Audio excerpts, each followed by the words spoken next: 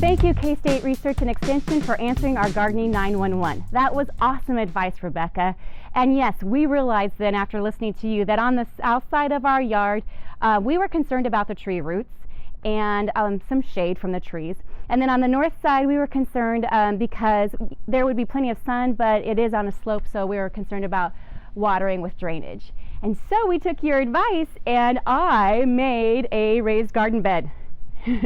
It's a 4-foot by 10-foot, and it is full of topsoil and some compost, and it's in an area that it will have plenty of sun. And so now we're to the best part. What do you recommend we plant? I'm sure we missed the early time window for planting vegetables, so what do you recommend we plant now? And then also, you mentioned that you can plant throughout the summer in Kansas, so what could we plant maybe later on in the summer, and when would you suggest we do that?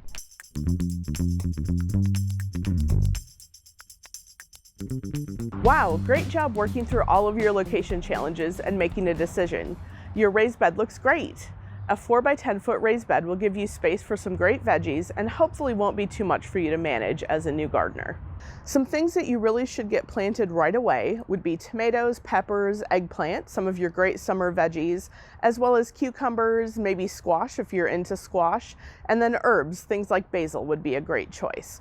Some things to think about though, you don't have all that much space when it's all said and done, so you might want to make a list and pick only the things that you love to eat the most. For example, I hate eggplant, and so I would never waste space on it. But if you love eggplant, that might be a good choice for you. Some other things to keep in mind when you're choosing your veggies are some things are relatively cheap in the grocery store. Other things are more expensive, so you might take that into consideration. And then also think about things that are going to be able to be harvested multiple times. So tomatoes, peppers, cucumbers, all of those things you can harvest multiple times throughout the growing season if all goes well. So those make a better use of your small space than other things that might not be quite as productive.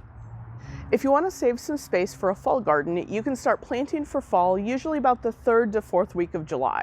That's a great time to plant things like beets and carrots.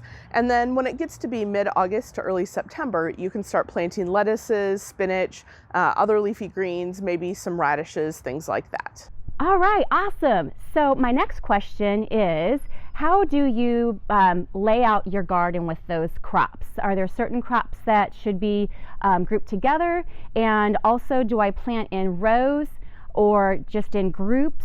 And maybe like, what would you, we do have a corner that's going to have a little more shade than the rest of the bed. So what would you plant where there's a little more shade? In a raised bed, it is all about maximizing and managing your space.